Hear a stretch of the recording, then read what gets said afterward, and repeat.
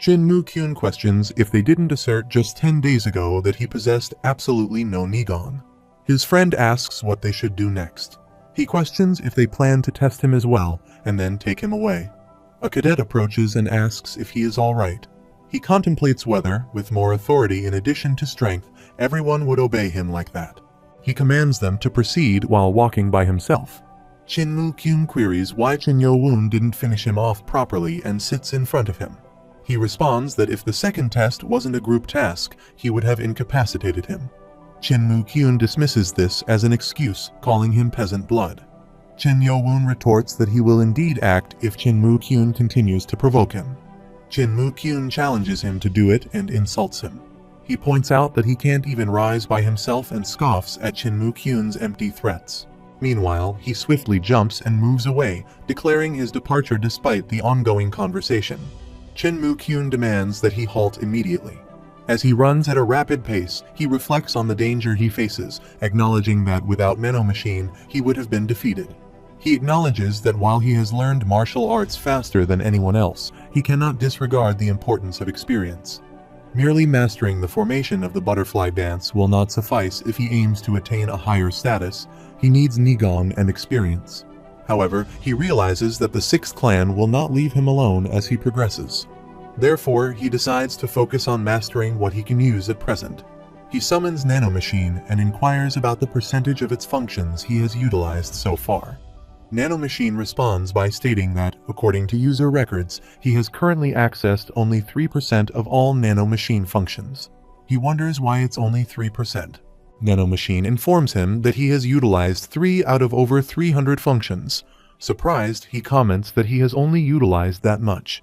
Nano Machine clarifies that, according to the record saved in the internal memory, he has not exceeded 3 out of 10 of Nano Machine's functions. He realizes this implies there are more functions available for him to utilize. He then requests Nano Machine to provide detailed information about all the functions it can perform. Nano Machine responds by stating that the function manual of the 7th generation Nano Machine will be transferred to his brain and asks if he accepts. He agrees. Additionally, Nano Machine mentions that an additional language, English, will be transferred to aid his comprehension of the manual and asks if he accepts this as well. He confirms his acceptance. He reflects that it's the peculiar language he occasionally speaks in. Nano Machine concurs, and he accepts that explanation. Nano Machine informs him that they are transferring the 7th generation Nano Machine's manual along with the English language to his brain, completing the information transfer. He notices that it's a larger amount of information than usual, but he only feels slightly dizzy. He doesn't experience any nausea, which he considers a positive sign. He begins to search through all the functions, realizing that they are all capabilities he can utilize. One function particularly catches his attention: repetitive battle in augmented reality. He concludes that with this, he could accumulate all the necessary experience he needs. Nano Machine explains that motion analysis must be conducted to create this simulation. He wonders if he can have a simulation with Chin Moo-kyun. Nano Machine responds that there isn't enough information for that, but a simulation avatar can be created based on their earlier fight.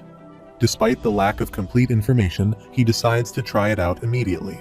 He asks if this should be okay and notes that it seems like no one else is around. Nano Machine activates the simulation avatar in the user's vision. He responds, stating that this is an avatar in augmented reality visible only to him. Nano Machine informs him that the simulation settings are being adjusted before the avatar is formed, instructing him to set the avatar's impact percentage on the user. He asks for clarification on what impact percentage means. Nano Machine explains that it refers to the amount of impact he will receive from the avatar's attacks. If he wants it to be the same as normal, he should set it at 100%, but if he wants it to be less, he should set it lower. He decides to set it to 100%. Nano Machine confirms that the simulation will commence with 100% impact. The avatar calls out to him, urging him to come at him as it prepares for the fight. He wonders why this foolishness is also included in the simulation. Meanwhile, he considers the situation positively. Despite being unable to defeat Chin Moo-kyun earlier due to the constraints of the second test, it won't matter in this scenario since it's just an avatar.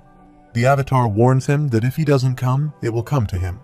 It then utilizes Spring Roar and the 5th formation of the Spring Clan Fist technique as it rushes towards him. He notes that the avatar's actions mirror reality precisely and slaps it. However, the avatar criticizes his sloppy attack and retaliates with a punch. He questions why he can feel pain. Nano Machine explains that it has replicated the same amount of pain he felt earlier, using information collected previously, and asks if he would like to adjust the impact percentage. He responds that it's fine, they will continue as is. The avatar insults him and urges him to fight back, leading to both of them attempting to defeat each other. After a while, he ponders and asks Nano Machine for the current time. Nano Machine responds that it is currently between 9 o'clock and 11 o'clock in the morning. He remarks that he has fought the avatar 15 times, but only managed to win the last round. Reflecting on the fights, he recalls that in the first bout, he only used the 5 formations and couldn't define himself properly. He simply relied on his body. He concludes that if he were to face Chinmu Kyum with an avatar of this level properly, he wouldn't even come close to his head and would lose immediately. Nano Machine reassures him that his skills will increase with experience, noting that his movements and the frequency of using formations of the butterfly dance are already improving. He remains skeptical, stating that he lost to someone using the same 3 formations and basic movements repeatedly.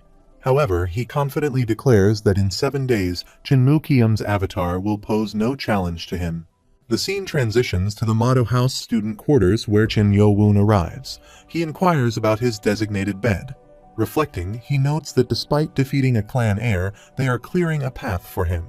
Cadet 26 Hyobang points out his bed and leads him there. Some students glance at him and whisper about his behavior. Chin Yo-woon questions if there is a reason for the change in attitude, wondering if there is something they want from him. He contemplates that he has already been abandoned by Chinmu Kyum, so there is nothing more to lose and he may be destined to die anyway. Therefore, he decides to take a gamble. Hyobang bows before him and expresses a desire to serve Prince Chin Yo-woon as his master. Some cadets whisper among themselves, questioning the concept of loyalty and an oath to the 7th prince who lacks power. Chin Yo-woon asks Hyobang if he is willing to serve him as his master. Hyobang fervently expresses his regret and apologizes for his past bad manners, pleading to be taken in as a servant and offering to do whatever his humble self can. Chin Yo-woon is taken aback by the offer, reflecting on his own difficulties with trusting others, yet here is someone begging to serve him willingly, without being forced into the role by the Lord's decree. Hyobang expresses his gratitude and promises to give his utmost effort. Ya Hyan enters the scene and expresses disbelief at the situation, questioning Hyobang about whom he is showing his loyalty to. Hyobang considers Chinmu Kyum and Ja Hyan intimidating, but he knows he mustn't show his fear. Chin Yo-woon questions Ya Hyan about calling someone else's servant an insect. Meanwhile, Ja Hyan retorts that Hyobang is the one acting like an insect by ingratiating himself with others. Hyobang asks Ya Hyan to repeat what he said and questions why he is stuttering, insinuating that Ja Hyan might be scared. This infuriates Ya Hyan, who verbally abuses him and moves to attack, but Chin Yo-woon calmly intervenes, slapping Ya Hyan and causing him to fall to the floor. Observing this, Hyobang concludes that Ja Hyan is nothing compared to the avatar he faced earlier, affirming his decision to align himself with Chin Yo-woon. He then asks if Ya Hyan wants to try again. Chinmu Kyum comments that Hyobang should enjoy it while he can, asserting that nothing has changed just because Chin Yo-woon has acquired a servant before walking away. The cadets whisper among themselves, surprised that Chinmu Kyum walked away from the confrontation. They acknowledge that despite this, the authority of the Spring Clan remains strong, but speculate that Chin Yo-woon may bring about a new change in the Demonic Academy. The scene shifts to a week later on the day of the group type second test. Hyobang, the Grand Armament of Motto House, states that he has taught everything needed, and now it's up to him to perform. Lee Hwa Myung asks if they understand the instructions. He explains that before they begin, they will cast lots. The 4 groups, divided into groups 1 to 4, 5 to 8, and 9 to 12, will cast lots among themselves to determine their opponents. He continues, asking the group leaders from groups 1 to 4 to step forward. As they rearrange themselves, he notes that the group leaders for groups 2 and 3 have changed, similar to group 1, where Chinmu Yeon of the Dark Clan remains the leader. He adds that previously, Cadet 72 led group 4, and asks if there are probably 2 people for this. Meanwhile, Chinmu Yeon steps forward and retrieves a card from the box. Lee Hwa Mayang announces that the first match will take place between Group 1 and Group 3, while the second match will be between Group 2 and Group 4. One group becomes excited and cheers for their leader. Lee Hwa Mayang then instructs the leaders of Groups 5 to 8 to come forward. A cadet observes that 2 people have changed this time as well, and questions if Group 8 is indeed real. Chinwon Raya looks at them and reflects that she had warned Chinmu Kiem many times. He is indeed foolish. The scene shifts to the afternoon following the end of yesterday's training. Chinmu Kiem reflects that they are still engaged in group training, considering his peers as idiots for not realizing that their strategies are being showcased. Deciding there is nothing more to observe, he opts to engage in martial arts training. However, she calls out to him from behind. He turns to look at her, ignoring her, and walks away. She approaches him, asking why he is ignoring her after she calls out to him. He inquires about her intentions, to which she responds that she had thought about it before calling out to him, but he is treating her with indifference. She retorts that he previously referred to Spring Clan members as idiots and instructed her not to talk to him. Growing irritated, she tersely states that she will quickly convey her message and he should listen attentively. He questions if she injured herself, to which she responds that it happened yesterday while she was training alone and someone ambushed her. Chinmu Kiem inquires about who would have the audacity to ambush her. Chinwon Raya explains that she couldn't identify the attackers because they were wearing masks. He retorts that regardless of whether the attacker wore a mask or not, she was targeted due to her carelessness. She protests against his dismissive attitude, asserting that she was not careless around the masked assailant. He questions if she expects him to be cautious because she got injured. She reminds him that there's a high likelihood that the attacker may target him next, given that they are in the same competition group. He asks for clarification, and she reminds him of how they were informed that they would be divided into groups of 4, and then lots would be drawn between teams in the same group to determine their opponents. He wonders about the relevance of this. She asks him to consider why they divided the teams into groups of 4, instead of having all of them compete against each other. He expresses his confusion regarding her statement, while she explains further, urging him to consider that since they were informed about the composition of the teams in advance, the teams are aware of their opponents. He comprehends her point, suggesting that she implies the advance announcement was intentional to make the team leaders vulnerable. She confirms his understanding, stating that it would indeed disrupt the team's formation if the leader were absent. She advises him to be cautious as tomorrow is the test, emphasizing that he shouldn't train alone to avoid any embarrassing scenarios where a clan heir is disqualified for failing to pass the second test. She leaps away, leaving him to ponder her warning. He reflects that she, the weakest among them, dared to warn him, acknowledging that although she is overstepping boundaries, he cannot ignore her entirely. He considers whether he should bring Ja Hyun along for added security. After a while, Nano Machine informs him that it has become late in the evening as he sits on the floor, breathing heavily. He inquires about the percentage of matches he has won against Chinmu Kiem's avatar. Nano Machine responds that it is around 60%. He reflects on his initial expectation to beat it easily within a week, realizing he has only achieved a 60% success rate so far. Nano Machine adds that his practical ability and formation proficiency have significantly improved after 106 training sessions, estimating that he will likely achieve his goal in the next few days. He questions whether Nano Machine is trying to console him, expressing stiffness, but Nano Machine clarifies that it is an estimation based on analysis. He decides to head back to the quarters, but then hears the sounds of fighting. Quickly getting up, he runs toward the source, identifying the direction. He peers at a cadet and inquires about their identity, struggling to see clearly in the darkness, noticing someone on the ground as well. He commands Nano to activate night vision mode. Nano Machine complies, stating that night vision mode is being activated on the user's eyes. Utilizing night vision, he identifies the cadet as Chinmu Kiem. He wonders if Chinmu Kiem was attacked by the masked assailant. Suddenly, the masked individual kicks Chinmu Kiem. He realizes that the masked person's movements are formidable, pondering their identity. As the masked figure moves to stab Chinmu Kiem, he gazes at them, torn between reluctance to aid Chinmu Kiem and the obligation to prevent harm to the team leader on the eve of their test, urging the assailant to stop. He charges towards the masked man, delivering a powerful punch that sends him staggering back. He realizes that the masked man skillfully widened the distance between them just before his attack landed, indicating expertise beyond his estimation. The masked man swiftly retreats behind the trees, vanishing from sight. He contemplates abandoning the chase, acknowledging the futility of pursuing him further. Turning his attention to Chen Mu-Kiem, he inquires about his well-being. Chen Mu-Kiem questions how he could accept assistance from someone like him. He offers a smile in response, teasingly suggesting that he leave him behind. The scene shifts to the Motto House quarters where Chen Yo-woon arrives, carrying Ya Hyan on his shoulder, unconscious, and Chen Mu-Kiem in a worse condition.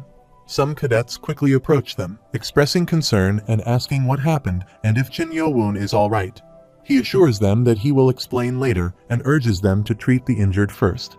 Hyo-bong arrives and asks if Chen Yo-woon is injured, to which he responds by refusing and insisting that he's fine, so they shouldn't worry. He examines Ya Hyan and inquires with Nano Machine about his condition. Nano Machine reports that the injury is assumed to be a 4 cm stab wound, 2 mm in depth, and suggests that stitching after disinfection should resolve the issue without major problems. He concludes that Ya Hyan's injury is manageable and walks away, while a cadet approaches Chen Mu-Kiem, noting the significant bleeding. He observes him and realizes he hadn't paid much attention to him earlier due to Ya Hyan's condition, noting his paleness and the amount of blood he has lost. The cadet instructs Hyo-bong to call the leader urgently, to which he agrees and rushes off. After a while, they lay him down on the bed and apply bandages to his wound. A cadet inquires about his condition, and the doctor responds that they managed to treat him with the available resources, but wonders if there are any concerns. He realizes that the individual won't be able to walk normally for a while. Chen Mu-Kiem expresses frustration about the situation caused by the masked person, while the cadets discuss what they should do next, noting that they have a test tomorrow, but their leader is injured. A cadet offers to take Ya Hyan to the infirmary, and Chen Yo-woon intervenes, saying they have another wounded person present. Hyo-bong insists that he should carry the wounded individual, but Chen Yo-woon declines, stating that he will take care of it himself. He then calls for Instructor Im Pyong, informing him that they have another injured person. Instructor Im Pyong responds that he anticipated Chen Yo-woon's actions. Chen Yo-woon questions if it was done deliberately, to which Instructor Im Pyong confirms, explaining that he didn't want the team to suffer due to the impending test. He instructs them to pass along the other wounded individuals and return to their dormitories, reminding them that cadets shouldn't wander at this hour. Chen Yo-woon complies with his instructions and acknowledges his understanding. He ponders how all of this transpired, considering the possibility that one of their opposing teams in tomorrow's test may be responsible. He contemplates that it could be a cunning strategy to pass the test without direct involvement. Observing some black ants attacking a red ant together, he reflects on how they united to eliminate a formidable foe, thus avoiding significant losses. He considers the notion that perhaps they intended to make them suspect the opposing teams intentionally. Meanwhile, he contemplates that if they are to devise the best tactics to pass the second test, it implies that there are no rules they must adhere to strictly. In a room, a cadet remarks to his friend that they are in trouble, expressing the belief that their team has lost all hope. He suggests that it might be better to forfeit, prompting a surprised response from his friend. At that moment, Chen Yo-woon enters the room. Observing them, he states that evidently they need to select a new leader for tomorrow's test, so there's no use in continuing to complain. Curious about their next steps, one of the cadets, Hyo-bong, responds that only Prince Mu-Kiem has the necessary experience for that role. Another cadet interjects, suggesting that their leader should be his master, Prince Chen Yo-woon, since he too is a prince. Cadet 83 raises his hand in agreement, and 2 other cadets also express their support. He mentions that Prince Chen Yo-woon even won a fight against Prince Mu-Kiem. Another cadet acknowledges the truth of this statement and expresses support as well. A cadet inquires about their next course of action. He responds that he doesn't believe they will pass the test without a leader and emphasizes that passing the test is their priority. He notes that he has received support for his candidacy as leader from all of them. He expresses his appreciation for their agreement and mentions that he already has a plan in mind. The scene shifts to around 3 in the morning at the 8th team dormitory, where all team members are asleep in their beds as Chen Yo-woon enters his room. He instructs Nano Machine to activate night vision. Nano Machine complies, stating activating night vision protocol. He leaps up and perches on the roof, surveying all the cadets. He hadn't anticipated finding the main window of the 7th dormitory open and wonders if someone is still awake. Nano Machine announces commencing room analysis and reports that all 20 people in the room are asleep. He decides to keep it that way and instructs Nano Machine to see if it can identify the person who attacked Jinmu-kyum. Nano Machine begins facial recognition, but it fails, stating facial recognition failure, no match found among them. He thinks, well, let's get to work then. This is their leader as he approaches a cadet who wakes up and asks who he is and why he is here. He quickly applies some needle skills, causing the cadet to faint. He thinks, damn, he nearly woke everyone up. He should start working right away. With this needle, they'll partially solve their problems. He believes he's targeting the 20 vital points. This will immobilize the cadet for the next few days. He begins needling all over the cadet's body quickly. He doesn't want to hurt them, but he does want to pass these tests. He considers it good. Let's get out of here and head to the 5th team dormitory now. If he's not mistaken, their leader is Chun Wonryu. He realizes the masked person was certainly not female. In that case, he had better go to the 6th team first. He thinks let's see if he can find the masked guy among them. The Nano Machine confirms that all 16 cadets are asleep, and then he questions why he said there are 16. He contemplates that even with 3 girls sleeping in the girls' dorm, one is missing, and instructs the Nano Machine to initiate facial recognition. The Nano Machine responds with failure, unable to find a match. Meanwhile, he ponders that the missing cadet is not here, and he recalls thinking the masked man was one of the leaders. What should he do now? Reflecting further, he realizes there is no rule prohibiting injuring the leader. He resolves to find him one way or another, thinking an eye for an eye, a tooth for a tooth. In the morning, Jin Yo-woon puts his hand in the box for a card, while Lee Hwa Mayon looks at him and thinks he's the leader. This implies that Jinmu-kyum is injured, and the second test will most definitely be amusing. He asks the cadets if they are all ready. They all confirm while he reiterates that he knows they have braced themselves for the test, and he hopes they'll follow the rules. He wishes them all good luck. Shin Yo-woon and his team members ask what he means by following the rules. He thinks that Guy has been behaving strangely and orders the Nano Machine to activate facial recognition. The Nano Machine comments on the protocol and informs that the target's profile matches 100% with the masked man as it scans a person's details. He thinks he finally found him. Meanwhile, the second round of testing begins when Lee Hwa Mayon announces that they will start with Team 1 versus Team 3. The team that overpowers the other will be declared the winner, and he orders them to begin. Chun Mayon, the squad leader of Team 1, commands a Formation 3 attack. Lee Hwa Mayon remarks on the unusual strategy, and both teams charge towards each other to attack. Jin Mayon instructs his team to keep moving forward and launches a fierce attack on the other group, stabbing their leader. A cadet urges them to retreat, but the leader falls down. Jin Mayon points his sword toward him and declares checkmate, advising him to give up before he gets hurt. The leader agrees and surrenders. Lee Hwa Mayon observes the scene and thinks the match ended quickly, noting the incomparable strengths of the teams. He declares Team 1 as the winner, congratulating them on passing the second test. He announces the second match, Team 5 versus Team 8, and asks both teams to get ready. Shin Yo-woon thinks finally their turn has come, but notices that they seem afraid as he looks at his teammates. He wonders what's wrong with them and asks if they are afraid. He acknowledges that they may all be anxious since things changed too quickly, but he intends to pass this test. He warns them that otherwise, they will be expelled from the Demonic Academy. He expresses his desire to become one of the strongest in the academy with its mystifying history, asking if this isn't also their dream. He asserts that they can't allow themselves to lose today and suggests they shout together with him, "Viva la victory!" Lee Hwa Mayon looks at him and thinks that even if he managed to boost his squad's morale, it isn't enough for him to win. Shin Yo-woon contemplates whether he will be the prey or the hunter.